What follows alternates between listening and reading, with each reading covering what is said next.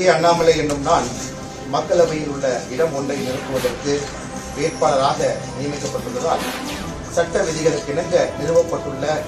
இந்திய அரசியலமைப்பின் பால் உண்மையான நம்பிக்கையும் கட்டுப்பாடும் கொண்டிருப்பேன் என்றும்